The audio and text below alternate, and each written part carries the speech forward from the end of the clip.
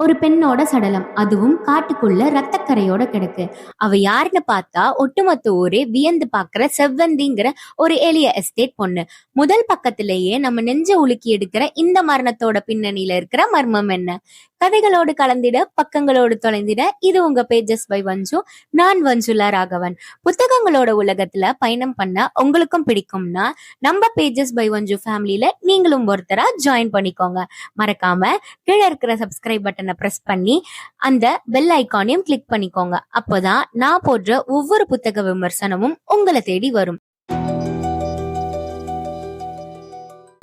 இன்னைக்கு நம்ம பார்க்க போறது சிபி சரவணன் அவர்கள் எழுதிய அஞர் நாவல். அஞர் அப்படின்னா பெரும் துயரம்னு அர்த்தம், இல்லைன்னா துன்பம்னு சொல்லுவாங்க, மன வருத்தம்னு சொல்லுவாங்க.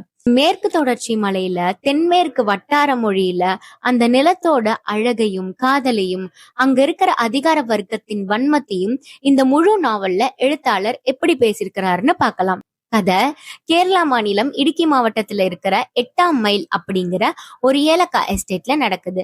இந்த நாவலோட மிகப்பெரிய பலமே இதோட யதார்த்தமான சூழல் தான். அந்த பனிப்பொழிவு, ஏலக்காவோட வாசனை, அங்க ராட்சச அடுப்புல விறகு பிளக்கிற முத்தையா கிழவன்னு சிபி சரவணன் அவரோட எழுத்து நடையால நம்மள கூட்டிட்டு போயிடுவாரு. ஆனா ரொம்ப அமைதியா போய்கிட்டு இருக்கிற அந்த காட்டுக்குள்ளதான் ஒரு பேரதிர்ச்சி காத்துக்கிட்டு இருக்கு.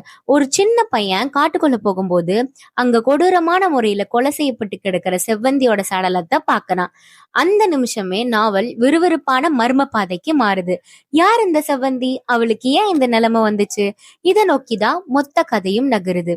இப்போ இந்த நாவலோட ஆன்மாவான சடையாண்டி மற்றும் செவ்வந்தியோட கதாபாத்திரங்களை பத்தி பார்ப்போம்.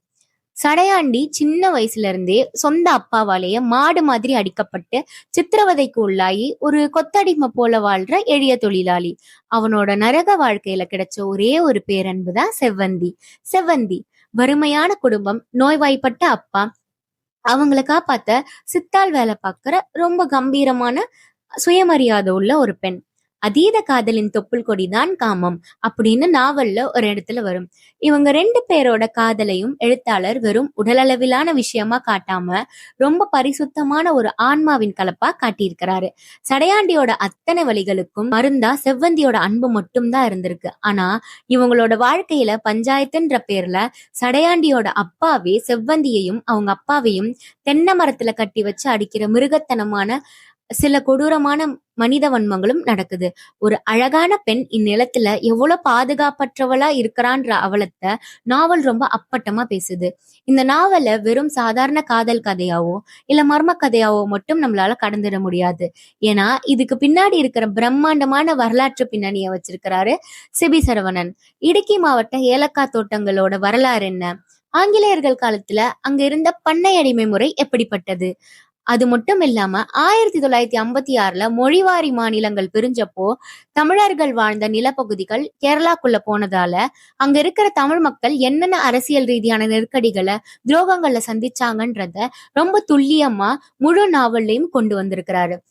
இதெல்லாம் படிக்கும்போதுதான் புரியுது, அஞருங்கிறது வெறும் நாவல் மட்டும் இல்ல, அது ஒரு உழைக்கும் சமூகத்தின் வரலாறுன்னு.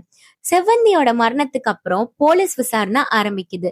சடையாண்டி மேல இருக்கிற சந்தேகங்கள், எஸ்டேட் கணக்கு பிள்ளையோட நகர்வுகள், கிறிஸ்துமஸ் பண்டிகை நேரத்துல பின்னணியில நடக்கிற அரசியல்னு கதை இறுதி பகுதியை நோக்கி ரொம்ப வேகமா போகுது.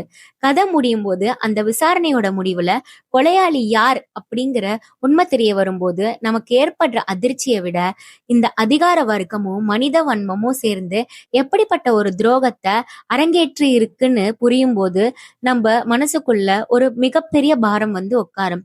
சுருக்கமா சொல்லணும்னா சிபி சரவணன் அவர்களின் அஞர் நாவல் ஒரு சாதாரண புத்தகம் மட்டும் இல்ல, அது மேற்கு தொடர்ச்சி மலையோட காட்டுக்குள்ள மறைக்கப்பட்டிருக்கிற எளிய மக்களின் கண்ணீர் கதைன்னு சொல்லலாம்.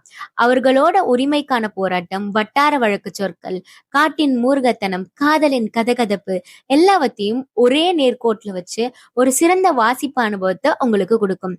மனசு பைய மனசு பீ மனசு நாளாக நாளாக அது நாறிக்கிட்டே தான் போகும். நான் உன் மேல வச்சிருக்கிற பாசம் இந்த மண்ணுக்கு சமானம். நாவல்ல வர இந்த யதார்த்தமான வசனமே போதும் எழுத்தாளர் எவ்வளவு ஆழமா எழுதியிருக்காருன்னு தெரிஞ்சுக்க. செவ்வந்தியோட மரணத்தின் பின்னணி என்ன, சடையாண்டி செவ்வந்தியோட காதல் என்னாச்சு, இந்த மர்மத்தை நீங்க முழுசா தெரிஞ்சுக்கணும்னா இப்போதே அங்கர் புத்தகத்தை வாங்கி படிங்க. புக் வாங்குறதுக்கான லிங்க் டிஸ்கிரிப்ஷன்ல இருக்கு. இந்த வீடியோ பிடிச்சிருந்தா லைக் பண்ணுங்க, உங்க புக் லவர் ஃப்ரெண்ட்ஸ்க்கு ஷேர் பண்ணுங்க. மறக்காம நம்ம பேஜஸ் பை வஞ்சு சேனலுக்கு சப்ஸ்கிரைப் பண்ணுங்க. அடுத்த வீடியோல உங்களை சந்திக்கிறேன். நன்றி வாசகர்களே.